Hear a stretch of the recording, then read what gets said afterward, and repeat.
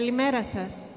Προσφώνηση από τον Αντιπρίτανη Ακαδημαϊκών Υποθέσεων και Φοιτητικής Έρημνας του Οδυστριακού Πανεπιστημίου, Δημήτριο Καραδήμα.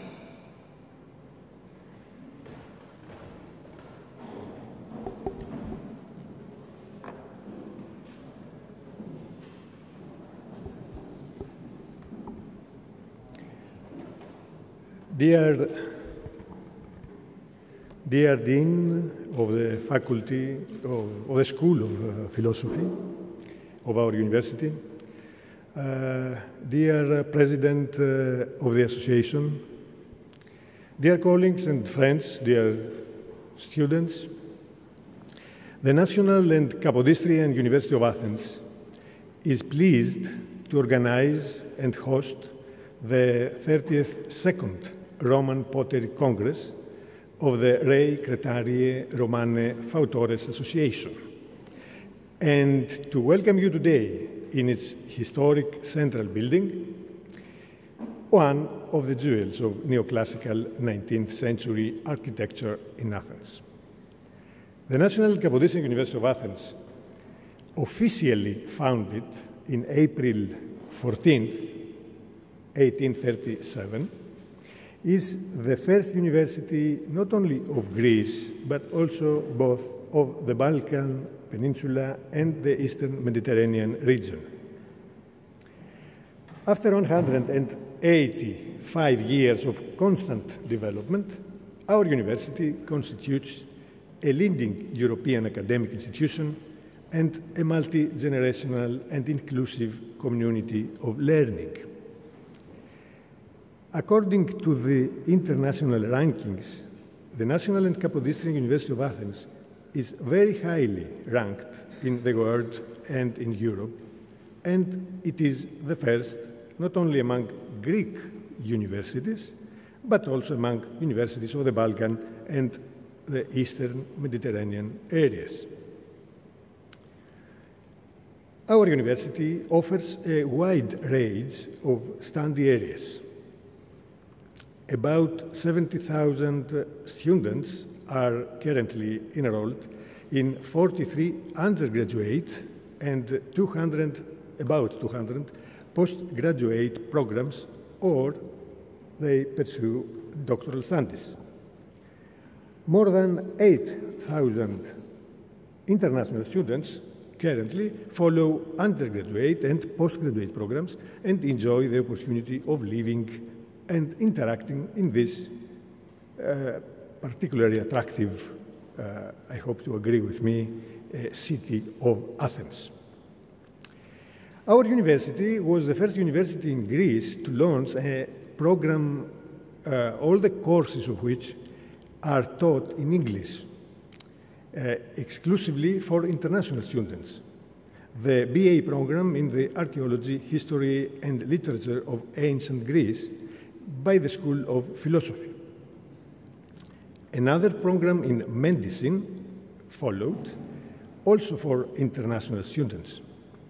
And more such programs in various fields of science and arts, like economics, theology, etc., are soon anticipated. In accordance with the university's mission, we host international scientific and cultural events covering a wide range of activities carried out by academic staff, researchers, and students. We invest in cooperation between higher education institutes worldwide, which is essential also for strengthening the relations of the respective countries. In a course that, as evidenced by the international rankings, remains constantly upward, the largest and oldest university of our country, apart from its distinctions in many fields as medicine or the positive sciences, it also stands out for its distinctions in the field of history and archaeology. In the corresponding department, students have the opportunity not only to learn the sciences of history, archaeology, and art history in depth, but also to familiarize themselves with archaeological practices in the field. As for the academic staff of the department, in the context of the extroversion that characterizes the department itself and our university, it stands at the forefront of archaeological research internationally and enjoys international recognition.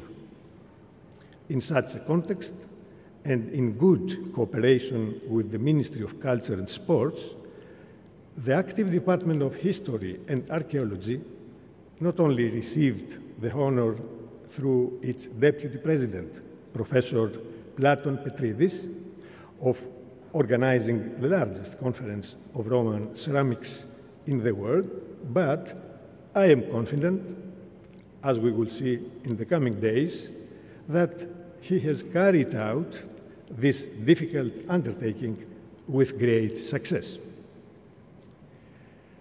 At this point, I would like to congratulate Professor Platon Petridis for organizing this very important Congress and to wish a great success to the Congress and, of course, to all the participants personally.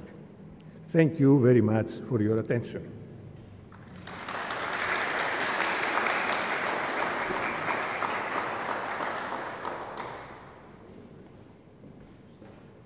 Χαιρετισμός από τον κοσμήτορα της Φιλοσοφικής Σχολής, καθηγητή Αχιλλέα Χαλδεάκη.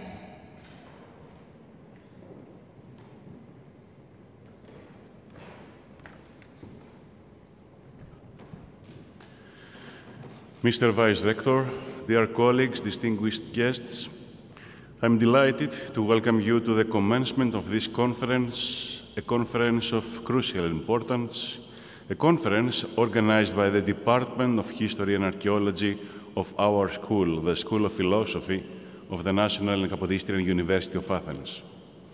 The School of Philosophy of the National and Capitalistic University of Athens is the oldest and by far the largest school of arts and humanities in Greece.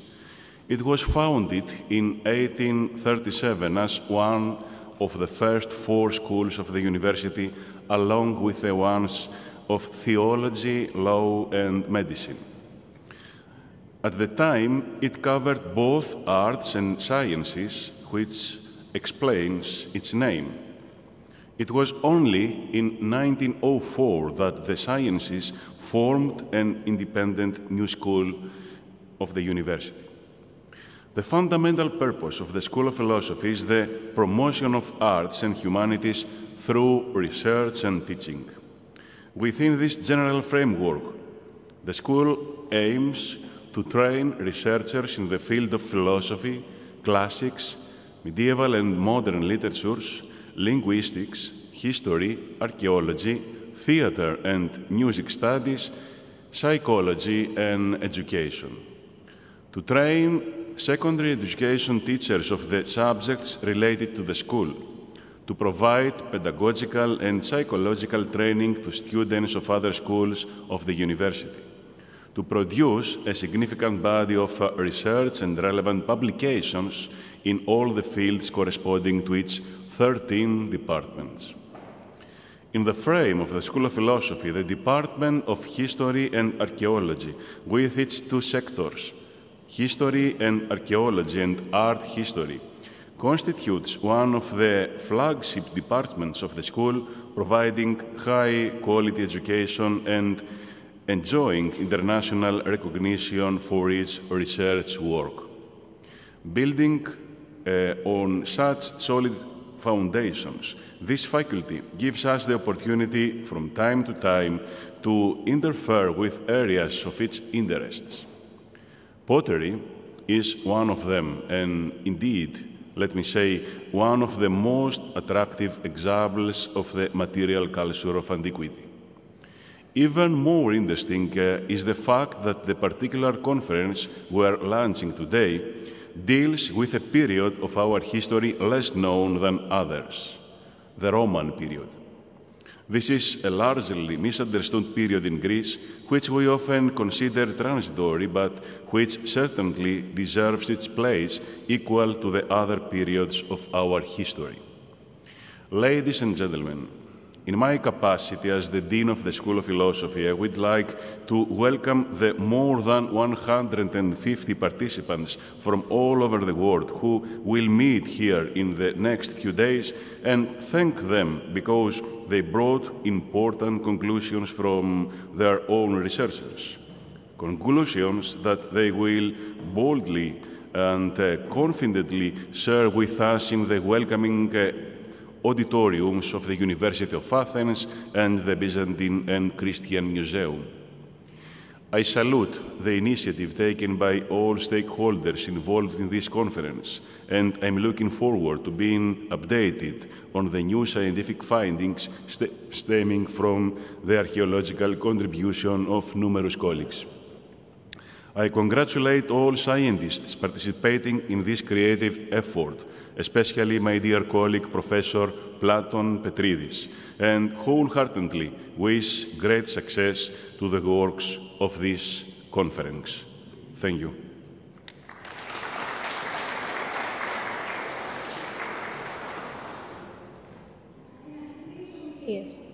Πρόεδρος της Οργανωτικής και Διευθυντής του Μουσείου Αρχαιολογίας της Τέχνης, Καντινής Αρχαιολογίας.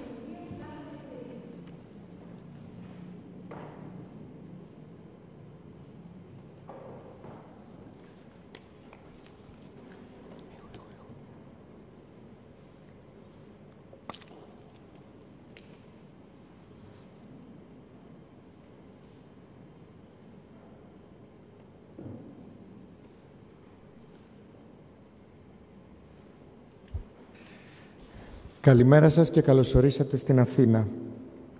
Κύριε Αντιπρίτανη, κύριε Κοσμήτορ, κυρίες και κύριοι συνάδελφοι, πανωσιολογιότατε, συνάδελφοι φοιτητές. Dear colleagues and, I dare say, dear friends,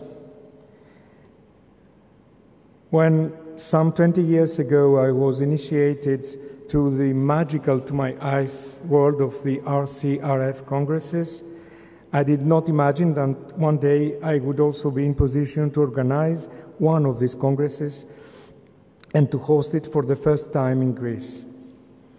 The research on Roman and late Roman pottery was meanwhile established as an ambitious branch of the Greek archaeology, although the late Roman or early Byzantine pottery needed some generations before becoming a discipline on its own in Greece.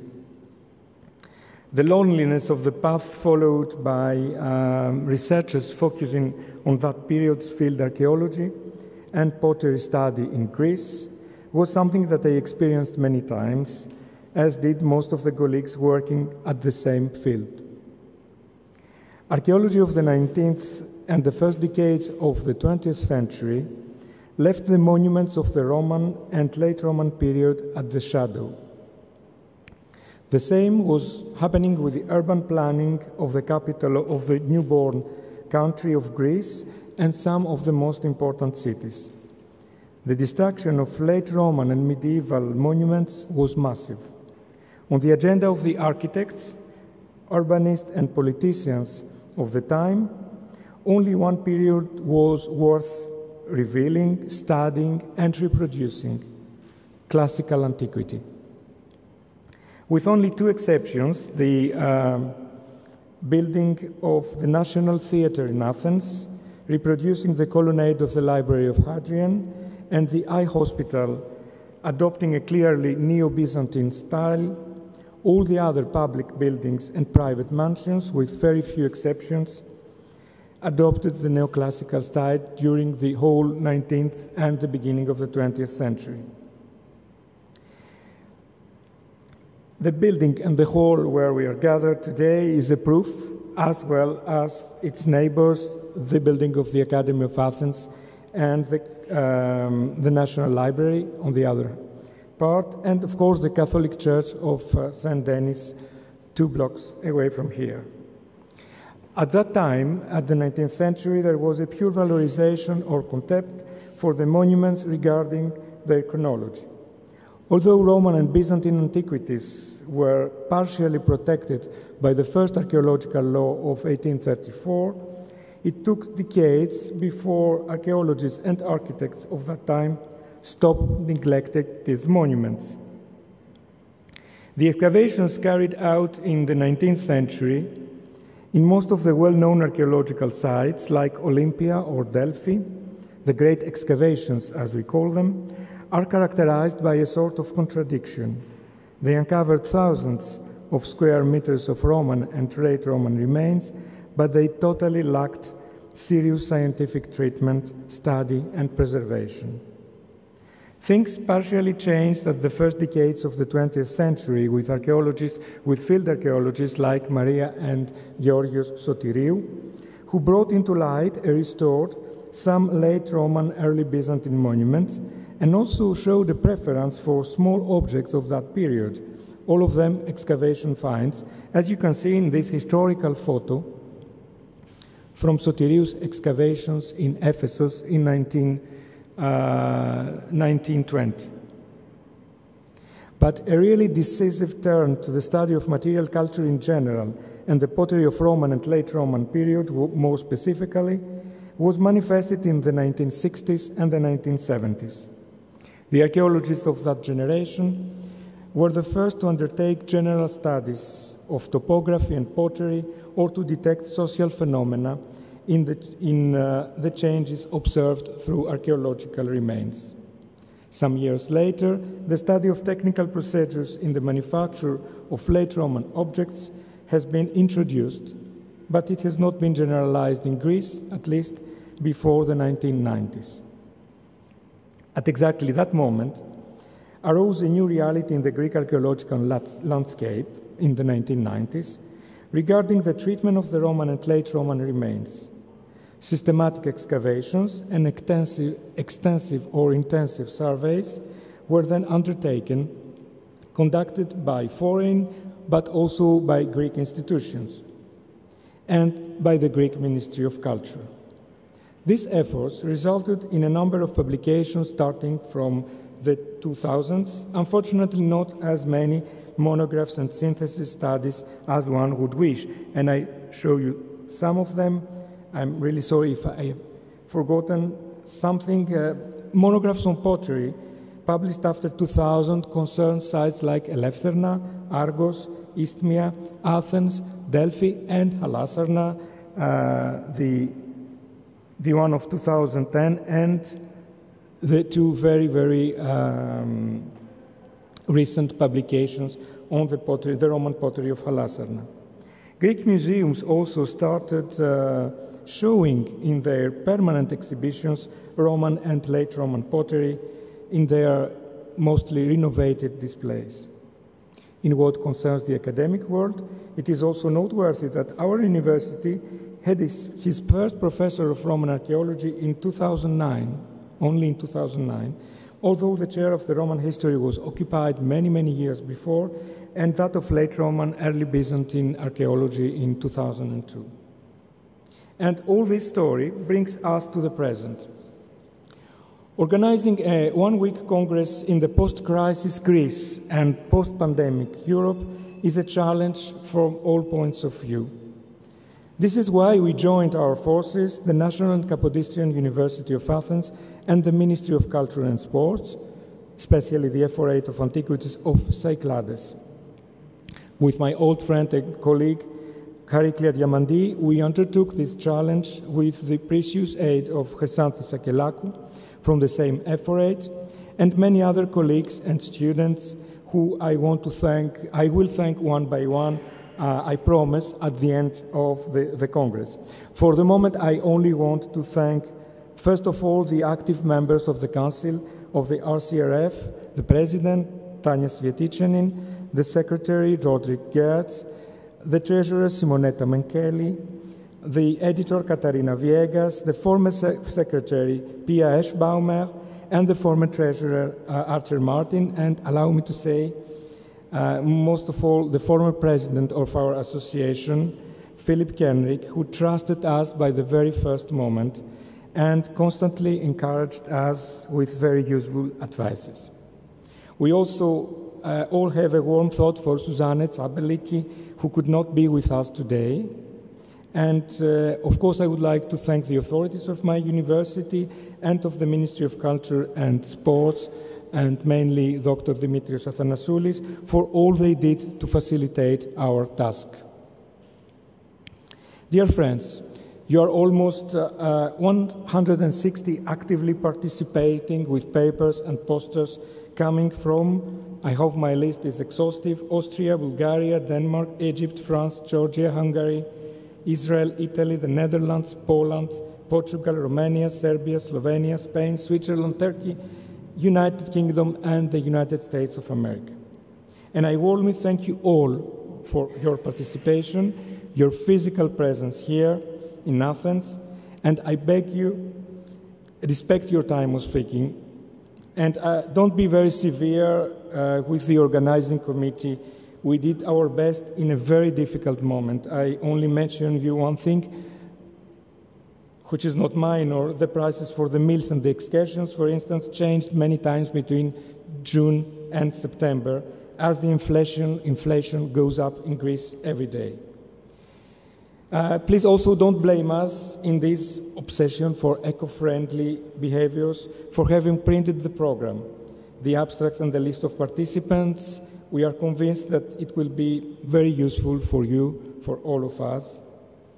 And I remind you that a small version of your program is inside your badge, and you have also found some presents in your Congress bag, a monograph on late Roman pottery from Delphi, and 3 books of the Ephorate of Cyclades on 3 of its islands.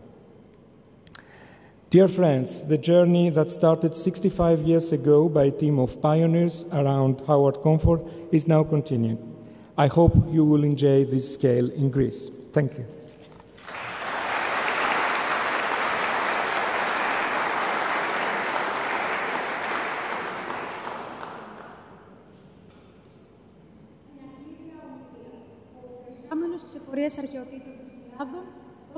Dear Fautores, colleagues and friends, on behalf of the Ministry of Culture and Sports and the Ephorate of Antiquities of Cyclades, I would like to welcome you to the 32nd Congress of Rei Cretariae Romanae Fautores in Athens. We are excited to organize and host the RCRF Congress for the first time in Greece. We also hope that you will enjoy this first meeting of Roman pottery specialists after the pandemic lockdowns. Based in Athens, the Ephorate of Antiquities of Cyclades is a regional service of the Ministry of Culture and the competent authority for the management, protection, preservation, research and enhancement of the monumental reserve of the Cycladic Islands from the Paleolithic period until the 19th century AD.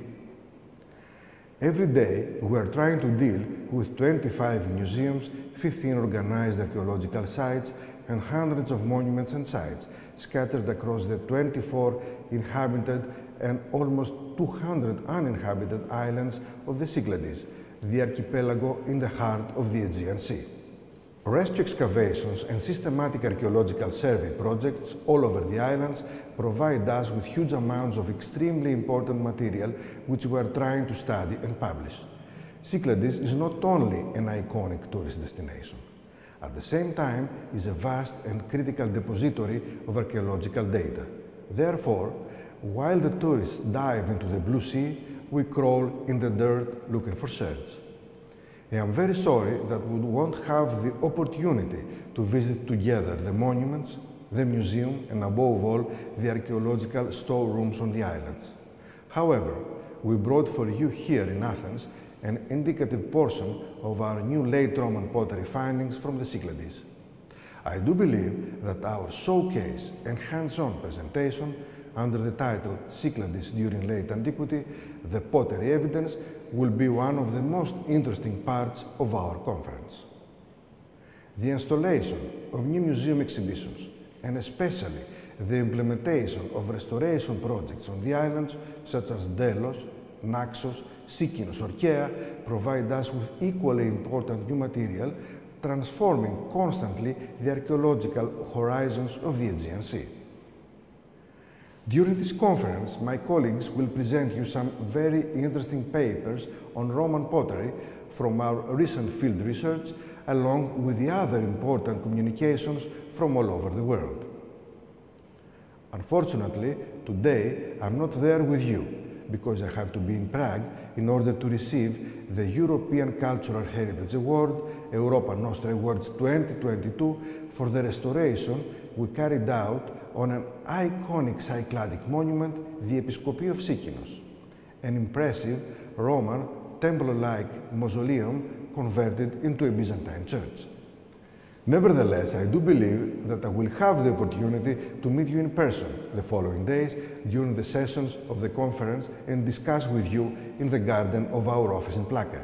Before I give the floor to the next speaker, I would like to thank Professor Platon Petridis for the cooperation in organizing this Congress, the director of the Byzantine Museum of Athens, Dr. Parika Lamara, for the hospitality, as well as Professor Tatiana Tsvetitsanin, President of RCRF, for bringing the conference here in Athens, and welcome our keynote and invited speaker, Professor Paul Reynolds. Thank you.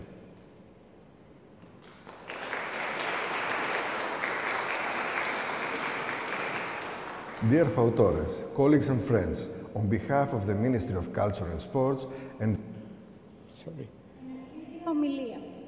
Πρόεδρος της Reconquest.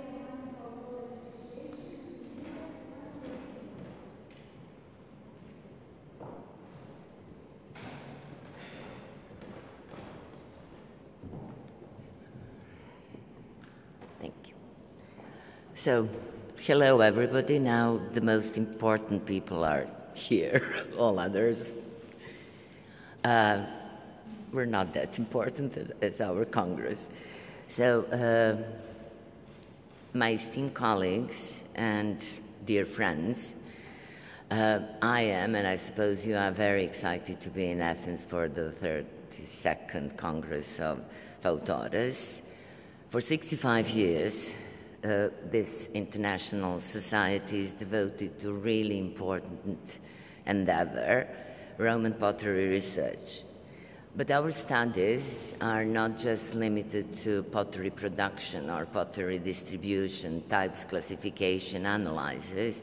We are trying to understand people that were behind those pots and potters, and we would try to understand past lives and past communities. At the same time, and probably for me the most important thing we are also doing, is that we are trying to connect people today and current scientific communities. As Platon nicely listed, all the countries and number of members that came to Athens is showing that we, step by step, are succeeding in really connecting our scientific research and communities.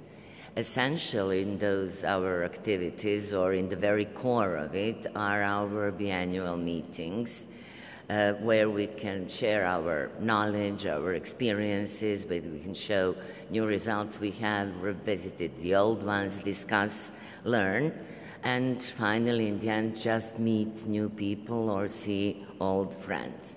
It seems so very easy when you say our biannual meeting, but it is not. Everyone here, or anyone who organized the conferences themselves, and there are some people here who did that in last years, know that it's really hard work there and a lot of effort you have to put to make things run so smoothly. And at this Congress, you have to remember that, was organized twice.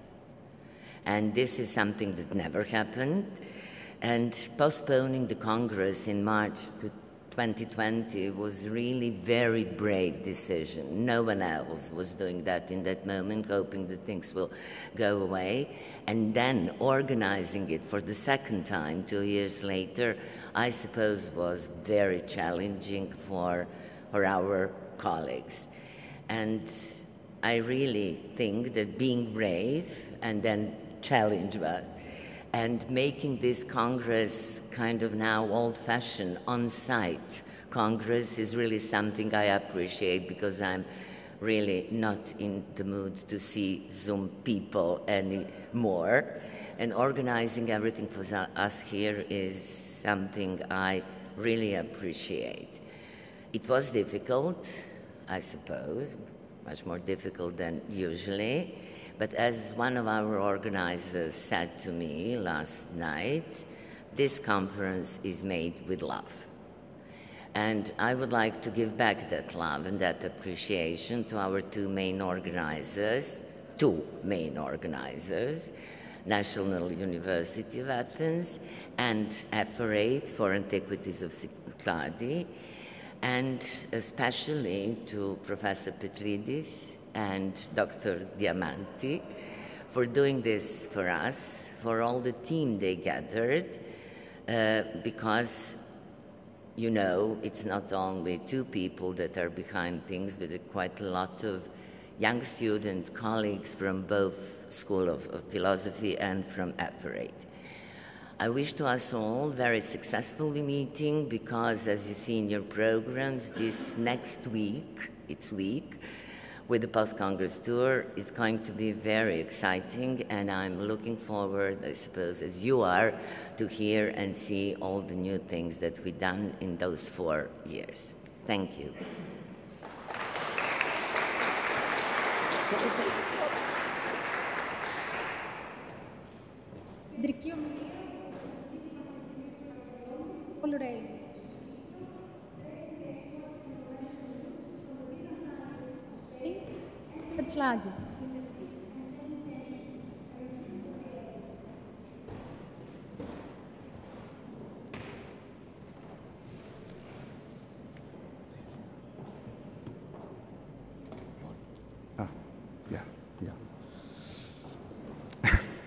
God.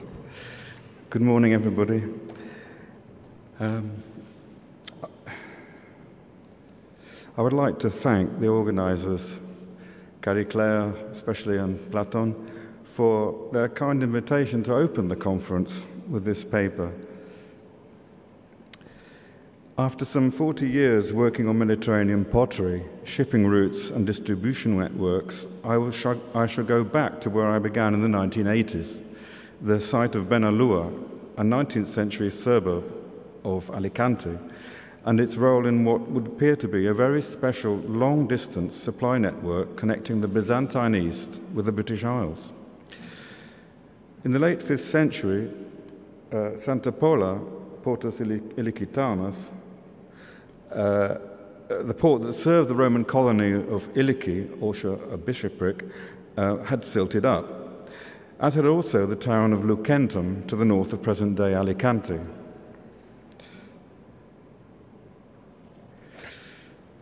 It seems that a natural haven, the Playa de Babel, next to a Roman villa and fish sauce factory at Benalúa, received ships carrying an extraordinary supply of Tunisian and Eastern Mediterranean fine wares, cooking wares, and amphorae, dating from the late 5th century and especially to the mid-6th century.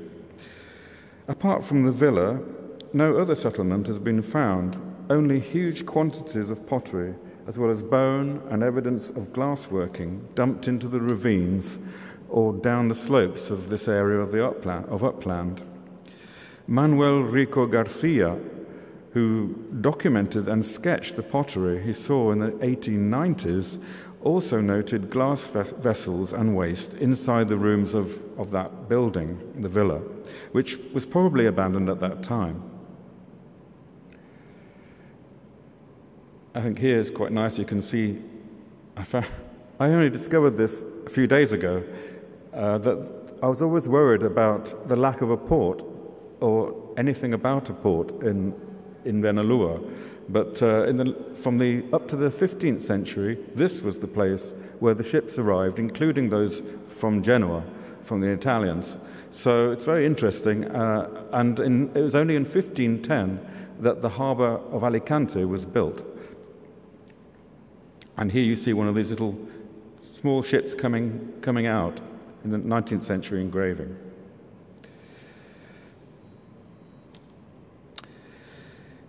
These imports need to be seen in the context of two stages in the Byzantine reconquest of Spain.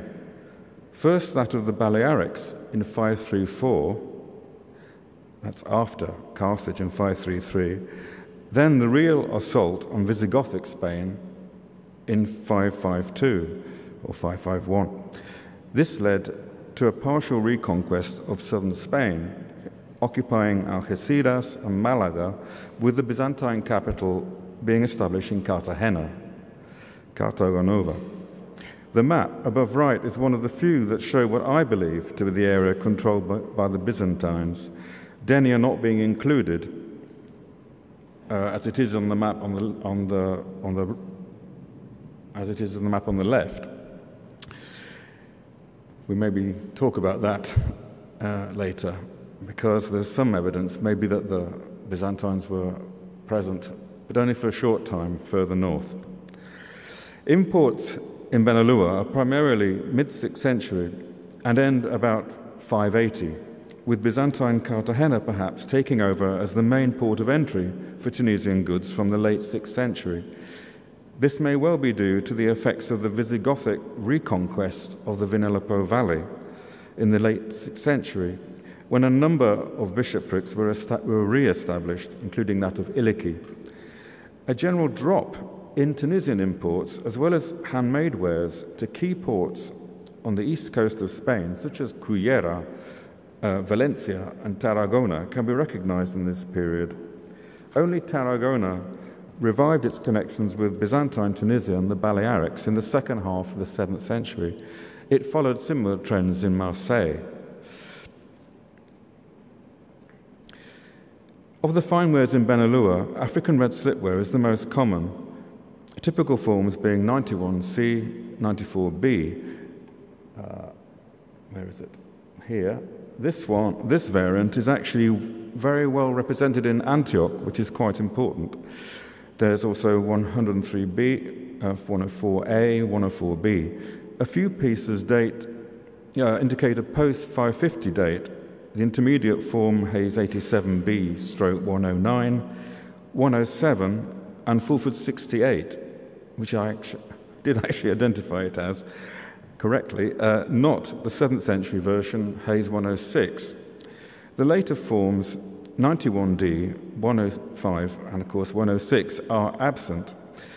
As they are regular finds in Byzantine Cartagena, their absence in Benalúa is important and provides a 580 date, as I say, for the assemblage, an end date. Several later excavations in the area in the 1990s found similar dumps, which the excavators have dated into the 7th century and even into the 8th. But there's really no evidence for that. They have the same range as I have before. The 73 examples of late Roman C are quite exceptional numbers for the east coast of Spain. These are primarily Hayes 3F for the first half of the 6th century, with a few mid-6th century 3Gs and late Roman C 10A. A small number of late Roman D include two examples of 9A, which should date to the mid-6th century or the 3rd quarter.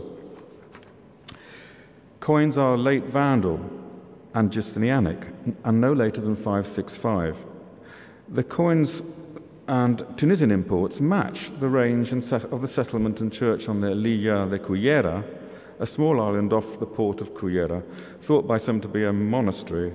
Cullera itself has also a very similar range of African red slipware and amphory to Benalúa. In fact, they're very, very similar, but not the eastern material. At Benalúa, imported cooking wares include an unusually wide range of Tunisian mortaria, Hayes Class 1B, Class 2, but not the small later form Fulford Form 3. There are also Tunisian lamps and quite a lot of jugs and basins, as well as large lids from Nabeau, but no casseroles to go with them. There are many casseroles of Fulford type 12, a Byzantine form introduced after 533, but that is in a different fabric. from the other cooking wares.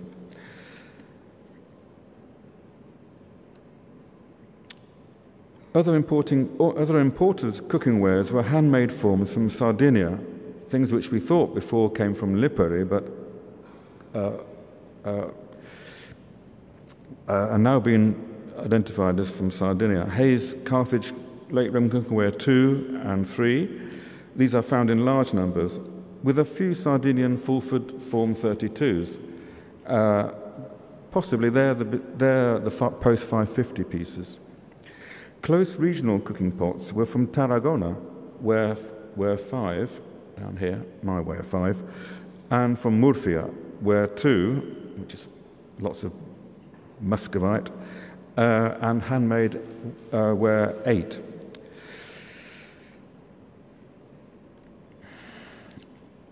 Aegean cooking wares were also very common. Fulford casserole 35, to the top left. Fulford dish 5, he called it a dish, but it's a frying pan, to the bottom there. Oops, can't point up. And a range of cooking pots in my ware 6, this one. Well, I have to comment a bit about ware 6 because I never identified where it's come from. I did suggest at the time, in the 90s, that it was from Sicily because it's volcanic.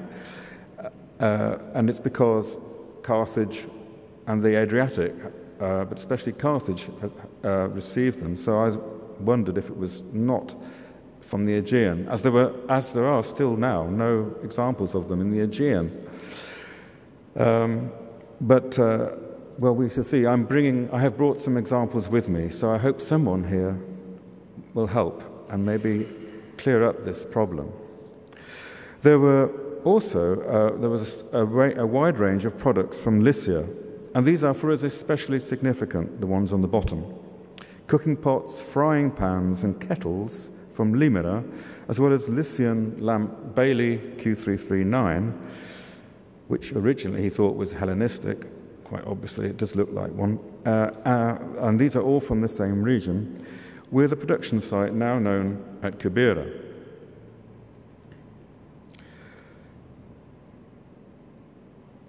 Yes, here we are. So they come all from this area.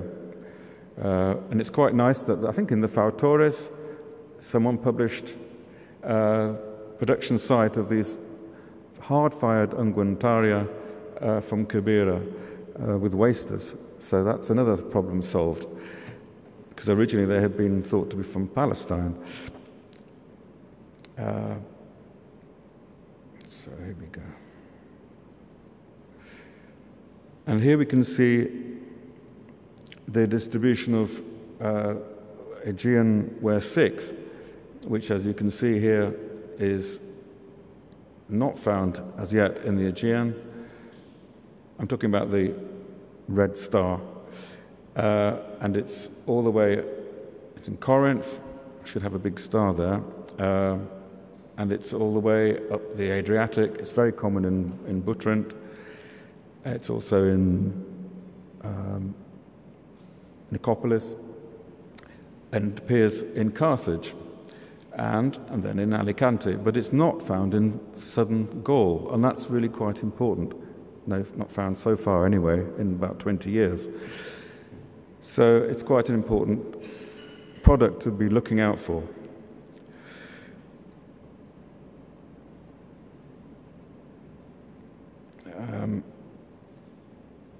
Not illustrated here are imported amphorae, including K79, I'll go back here, K79 from the Byzantine Balearics, Tunisian amphorae K62, Spatea K26, D, not the tiny Spasean of the 7th century.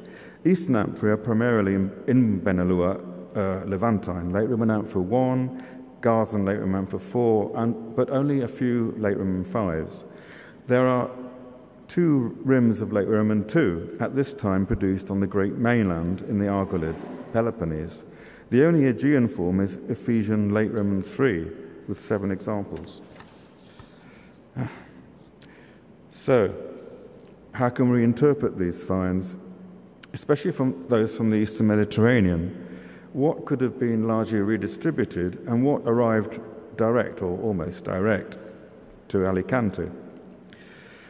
The range in Benalúa would appear to reflect several systems of distribution. The first is that of the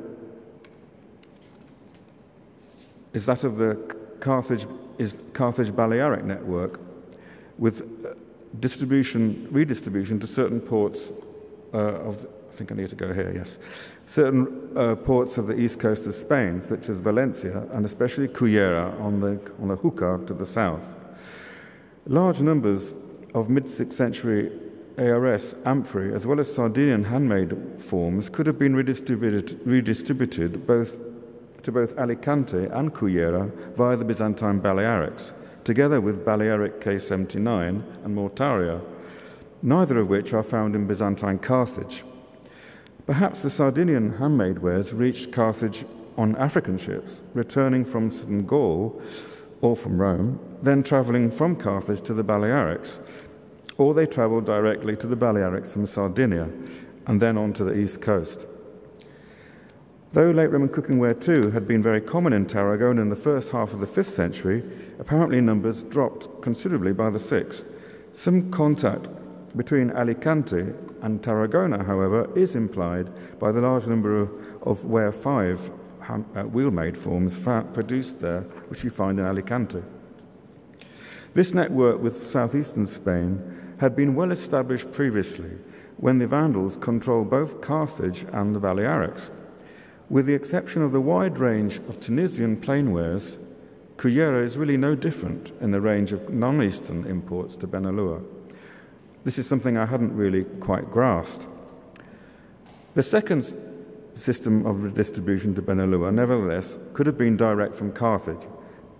Those Tunisian mortars in Benalúa, as far as I know, are not found anywhere else in this range or in quantities, either in the Balearics or Cartagena, and point to direct supply somehow from Carthage. This recalls the rich supply of Tunisian cooking wares and plainwares to Tarragona much earlier in the 5th century, what I call a tripartite distribution: fine wares, cooking wares, and plainwares. The third distribution system is that special, I'll go back up here, that special southwest Mediterranean shipping route from the east to southeast Spain, not further north, that had its primary goal Vigo and the British Isles.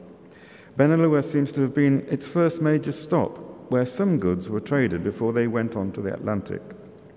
Though, as we shall see, some of the Aegean cooking wares could have arrived direct from the east, or some via Carthage, even some from Marseille, Lycian cooking wares and lamp 339 are absent in Carthage and the Balearics, as well as southern Gaul. These are key evidence for the special character of this shipping route from the east, as is also the major supply of late Roman sea to Alicante and the Atlantic.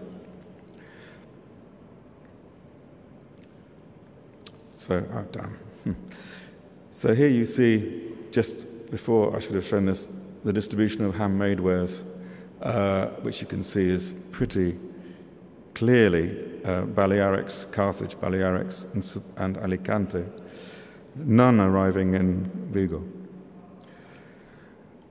There is some evidence of anchorages in the Balearics. Cala in Busquets in Minorca is one rare place where we find Aegean full-food casserole 35 and Aegean frying pans. These are unusual for the Balearics. I wonder now if these are not part of African cargoes heading for Carthage from Marseille.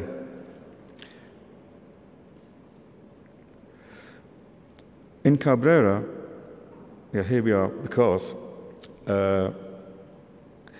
these are from southern Gaul, Port Vendre, and we have the same cooking wares, the same Aegean casserole 35s, the same frying pans, some Aegean wares which you don't get in Benalúa, and at the bottom this probably Constantinople piece, which is also present in Benalúa.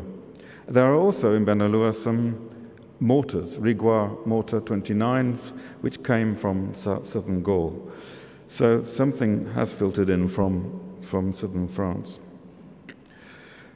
Another site is in Cabrera, is the monastery of Plas Figueras, which was exceptionally supplied with ARS, especially individual small bowls of 99C and 80B99 for the monks.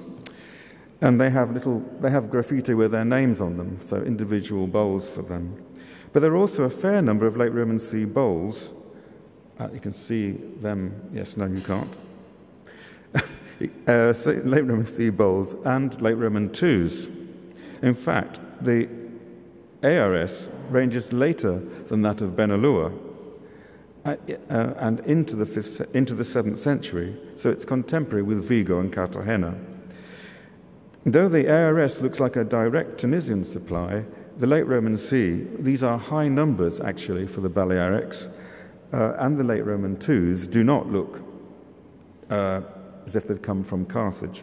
And here I think we have evidence for Eastern ships passing through en route for Alicante. So here is a distribution map of late Roman C. We're going to end up. And it's very interesting because some things you can see very clearly how it's rare in Marseille. Well, rare. It's always been rare in southern Gaul. It's rare in the Balearics, in general terms, and of course it's very common in Bailo and all the way up to Vigo, and it passes all the way through place Lisbon, and the other thing that's interesting is that it's very common in Cyrenaica. So that is that probably this old route, which was also you see this with Italian sigillatas, which come across this way, go to Greece, and then come and Crete, and then go down to Cyrenaica. So I think it's very interesting why that late Roman C is in Cyrenaica. I'll come back to that in a minute.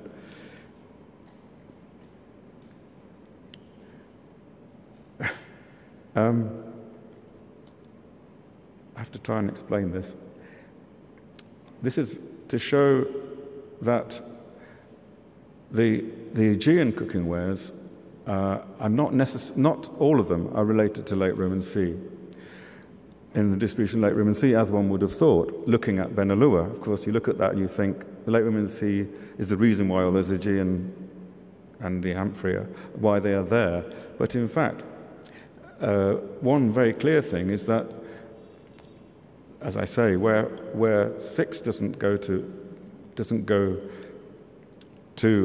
Marseille, but also there's very little late Roman C, but lots of these Aegean cooking wares. So that's a separate supply of Aegean cooking wares to southern Gaul.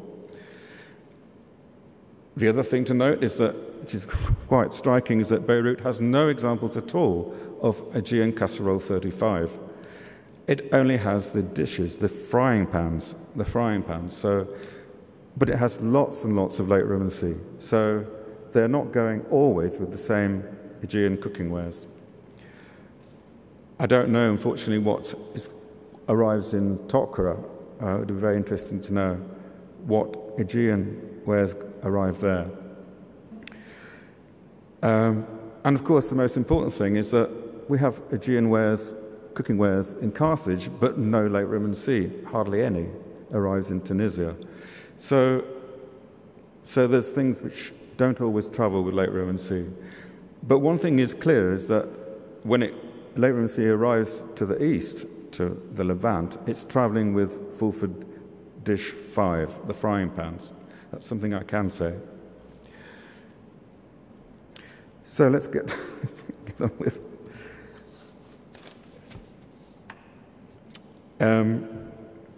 So the eastern ships, having reached Alicante, then headed for Galicia via Lisbon. There's a lot of late Roman C, there's late Roman 1s, and there's late Roman 2s. there, and I'm sure that there's a good distribution map for late Roman IIs in Portugal. These then reached Porto Vigo, where excavations by Adolfo Fernandez have documented a very similar range of mid-6th century imports to those found in Benalúa. Adolfo has convincingly demonstrated that Vigo acted as an emporium and transshipped certain goods up to southwestern Britain to sites such as Bantham and the royal seat at Tintagel.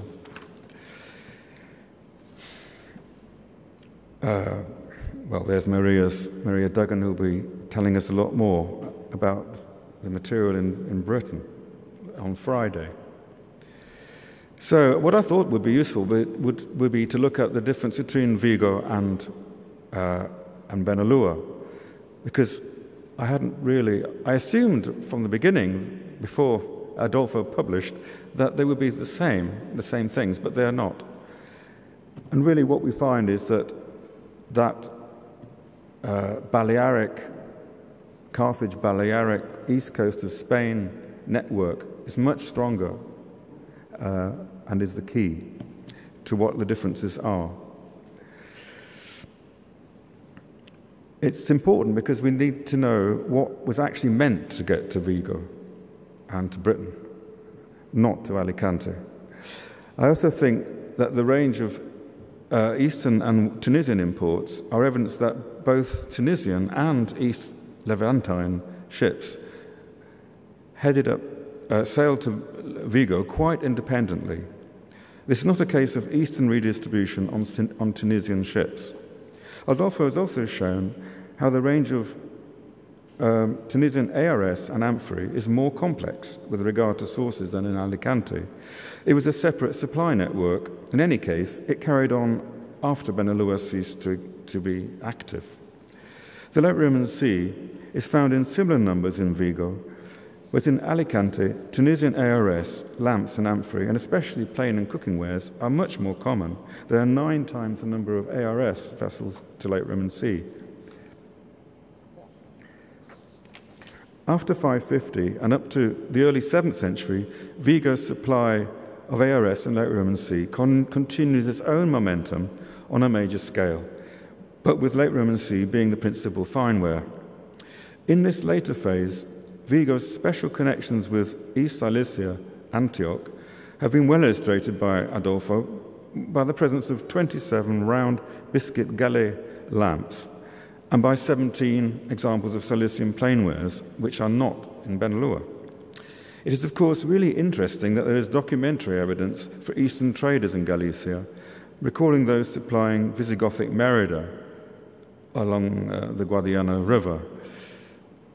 In Merida, they only get imports up to the mid-6th century, so it's rather like Alicante. In the case of the Eastern amphory, late Roman I is the principal type for both sites, Vigo and Alicante, but late Roman I are far more common in Vigo. That's really where they wanted to go. Late Roman II is a little more common in Vigo, but they were not the major cargo. These are clearly outnumbered by late Roman Is. Gazan amphory are more common in Alicante, but were second to late Roman Is. Other Palestinian and Egyptian late Roman Vs, for example, are insignificant for both sites. Imports of Balearic amphory are clearly more important than Alicante. So these Palestinian imports are secondary cargoes, not important. After 550 and up to the early 7th century, Vigo's supply, none of the handmade wares found in Vigo, even though the Sardinian late Roman cookingware 2s and 3s could have come from Carthage, along with the Tunisian ARS. Well, there's just one example of late Roman cookingware 2. The Carthage-Balearic network did not filter off to the Atlantic. Practically all the Aegean cooking wares supplied in quantity to Alicante are missing in Vigo. Now that was quite a surprise. The absence of full food casserole 35 and the ware 6 forms is significant, but we do find those Limeran cooking wares and the Aegean frying pans. In contrast, Vigo imported a small number of different Aegean cooking pots, casseroles, which we also find at the Lance Gerbal pour Vendre.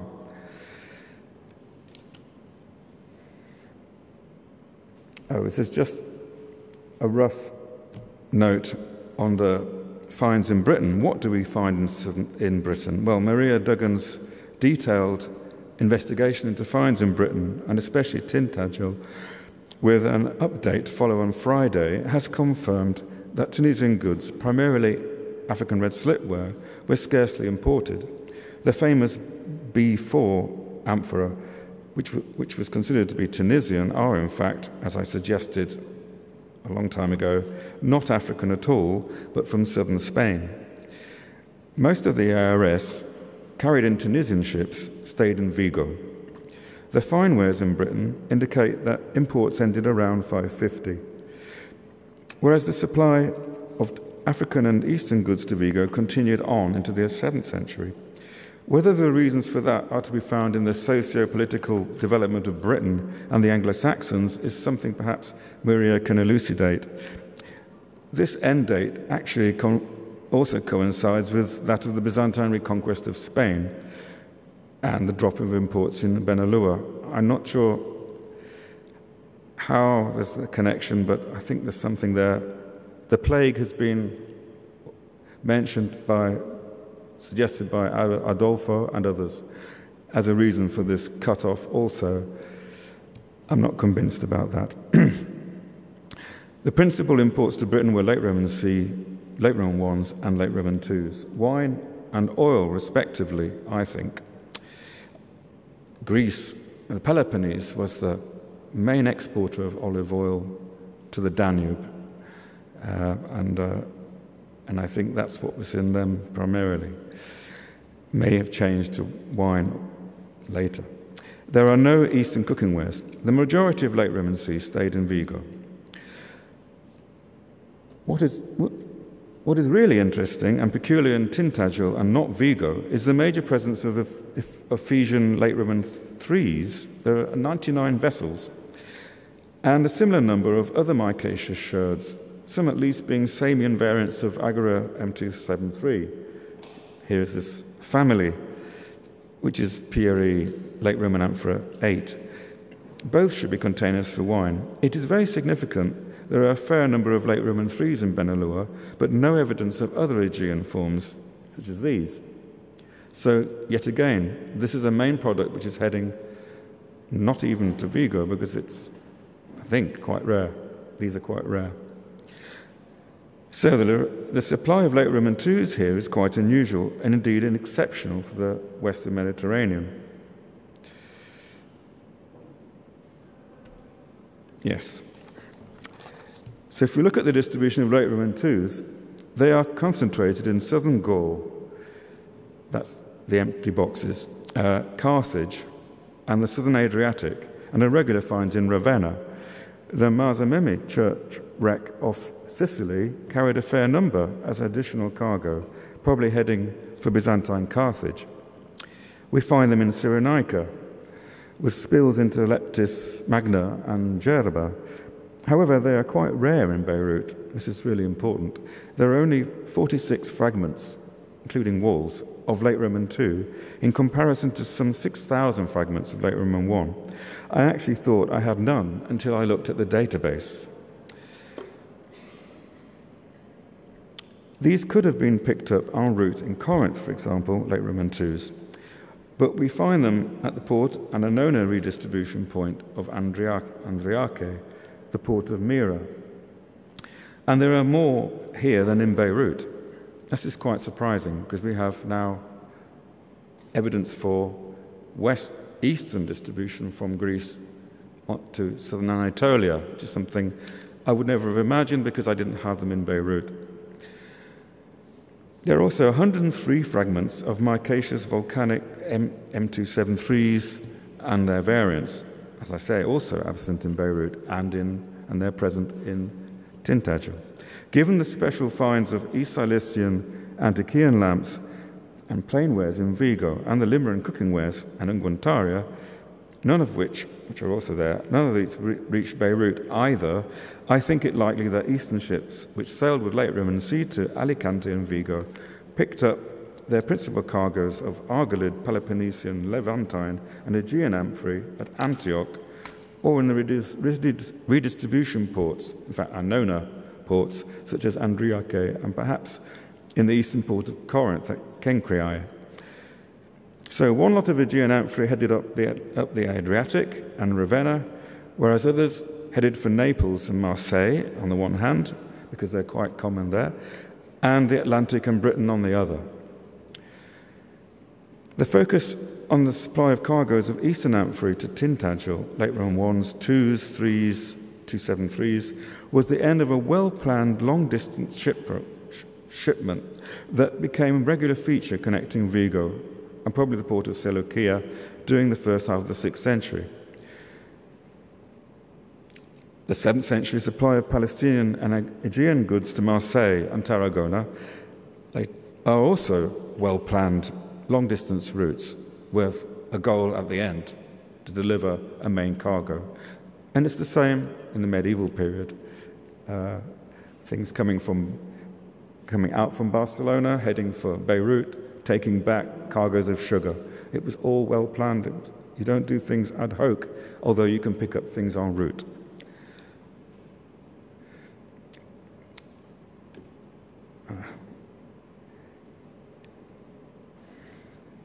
Something's got a bit out of order here.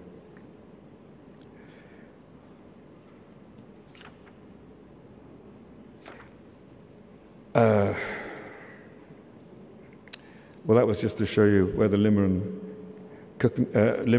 unguentarii and other unguentaria from Pamukkale are distributed, which again shows a distribution in Tokra and Cyrenaica, which is very interesting. So it's like the late Roman Sea. And they are heading, and they're mostly in the south, and now a large number have appeared in Tarragona, but much later, second half of the 7th century.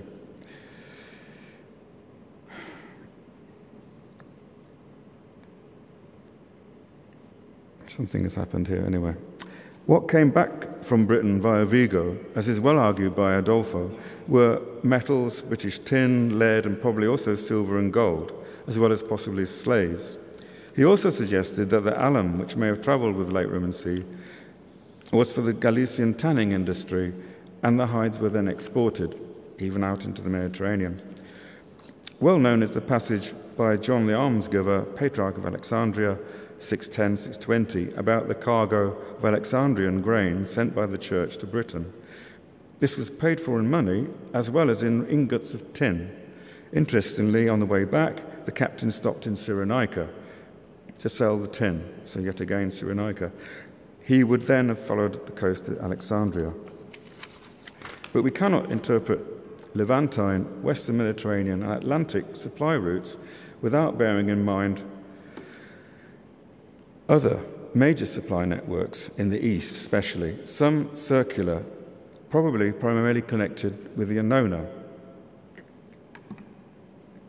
So we have that of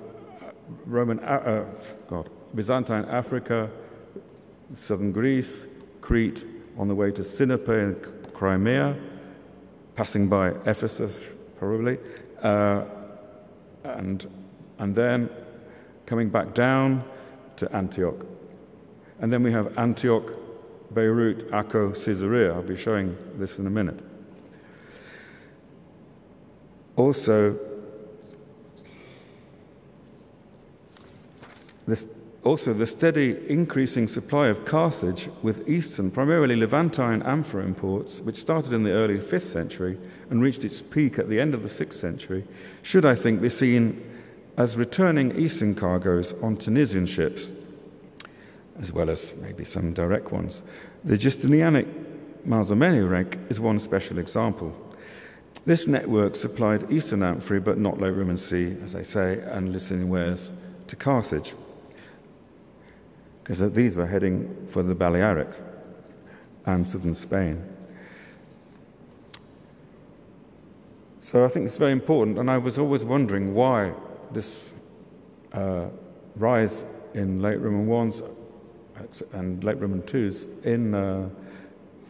in Carthage was occurring, and it occurred to me that, of course, it's all returning cargoes. You've got to think about ships coming out and coming back, picking up things. And what's coming up are the African ships with Tunisian cargoes of amphorae and ARS, and of course grain. And it's not just that they're supplying the Danube; they're supplying all those sailors and all the navy in the Cyclades, and Chios, all these islands which needed defending. So, I always sort of get fixated on the Danube, but in fact it's also all the islands, and that's where the work of Cretariae is so important for the 7th century expansion of production of late Roman Is and late Roman IIs, copies of them in the Aegean. And one thing I noted was that found in Crimea, you've got lots and lots of late Cretan amphorae, these TRC4s, which is unusual. In the second half of in the 7th century, you've lost the Danube provinces, but still this material reaches the Crimea. Lots of ARS, lots of late Roman C, and they're coming with these Cretan amphorae. Another thing are these wrecks to show this stuff coming back. Sinopian wrecks with this is 5th century, and mid 5th century. Sinopian amphorae, probably carried with late Roman Is. These will then find their way back, coming down back to Antioch. Yeah, here is Philip Bess will be talking about this later on, I'm sure. The Sinopian amphorae and very important, the white ones, the Argile Claire amphorae, which are found along this is Philip Bess's map, are found along the Anatolian coast and are extremely common in Zeugma. We don't know anything about Antioch, but of course it must be loaded with them. Well, actually, I found them in the port of Seleucia, and these are the problematical things which Picon identified as late Roman Is, but in fact they are the Sinopian amphorae. They were not produced in Antioch. They were produced in Sinope, and they came down. They go from Antioch into Zeugma and onto the Euphrates. They are extremely common in Beirut, and then they are found all the way down from Caesarea and sites around in Palestine, along with late Roman C. So here, for example, is the villa of Ramat Hanadiv, which is a Caesarea supply, lots of ARS. These were lovely Argile Claire amphorae from Sinop, late Roman D, of course, and lots of late Roman C. And what we have, as I said before, Fulford frying pans, dish 5, and no other Aegean cooking wares. I also should comment that I know that there's lots of Vandal coins on these sites also. So it's very interesting to look at coins in terms of distribution also. Vandal coins. So I would like to finish off very briefly with some observations. I don't know how much time I've got. I don't know what time it is. I would like to finish off very briefly with some observations of things to consider behind the distribution or connected with distribution of pottery imports. Glass, stone, alum, which we mentioned before, and purple. The location of a 6th century glass workshop at Benalua is surely no coincidence. Apart from the vessels produced here, there were fragments of raw glass. The long-distance supply of raw and recycled glass and natron from Egypt and Tyre was fundamental for the production of glass across the Mediterranean, particularly recycled glass. Chunks of raw glass are also common in Vigo.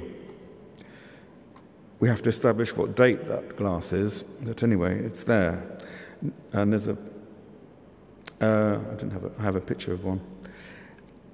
Nadine Schbiele, as part of her mammoth ERC project on the analysis of glass and glass workshops in the Mediterranean and in late antiquity, has analysed the glass of Benalua. The glass is primarily made from recycled Egyptian glass.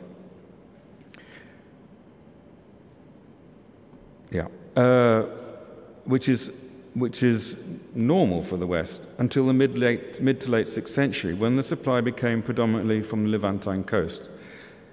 This is the Levant I group and the Apollonia. That's the Apollonia in Israel, not Apollonia Cyrenaica, unfortunately. We wish it had been Cyrenaica.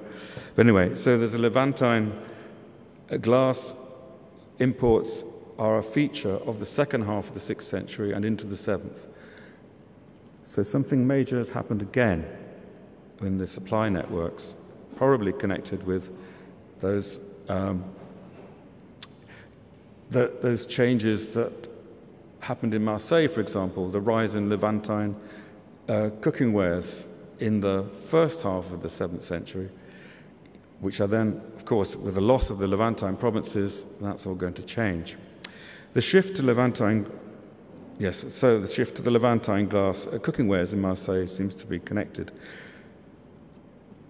The other thing to note is the role of long-distance shipments in stone, as well as worked architectural elements such as capitals or entire buildings, as is well documented, but has not yet been integrated with the sources of ceramics or other secondary cargoes that could have travelled with them.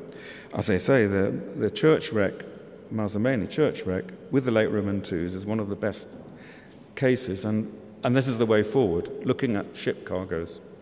The Proconnesian Arai Sigmaticae of identical manufacture found in the Visigothic churches at Iliki and in El Monastil, Elda, in the Vinalapo Valley, up from Benalua, point to a single source.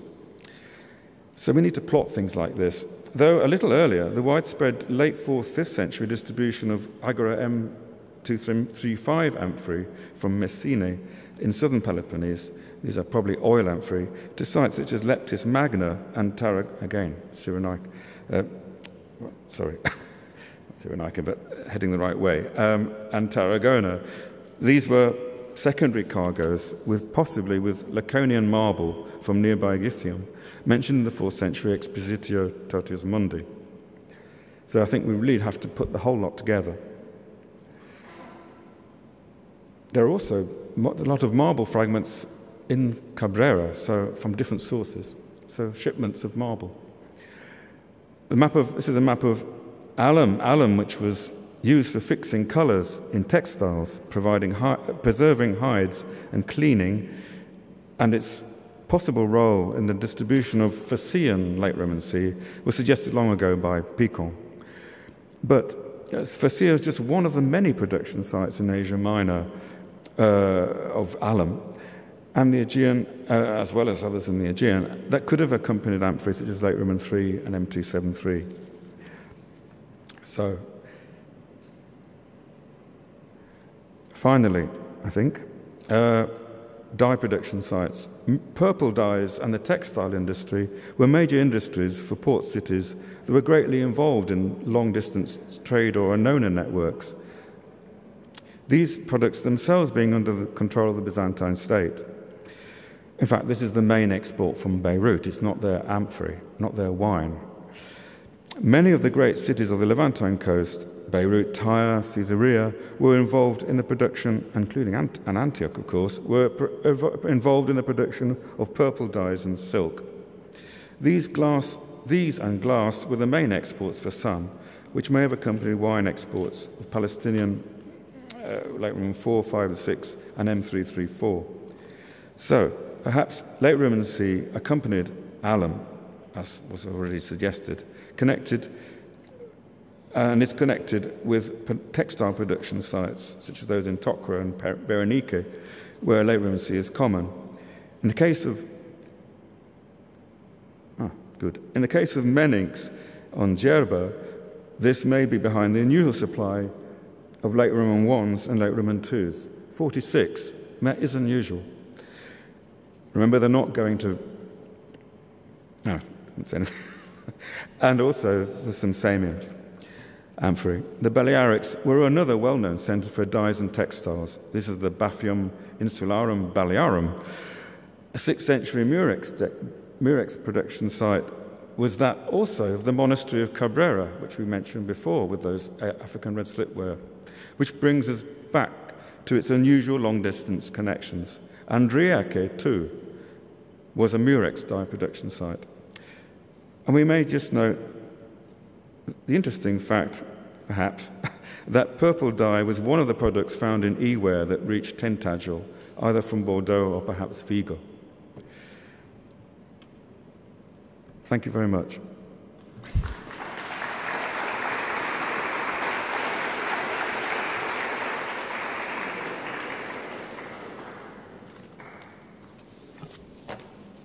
I'm early, aren't I? Half an hour early. I think you should be grateful.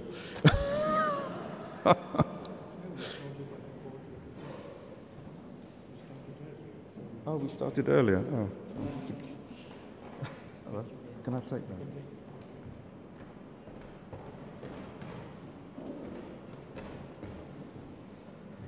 Thank you, Paul. I thank all the speakers of this first session. Coffee is offered in the aula of the Dracopoulos Amphitheatre. You go downstairs and you turn left. The next session will start at 11:30 at Dracopoulos Amphitheatre. Thank you.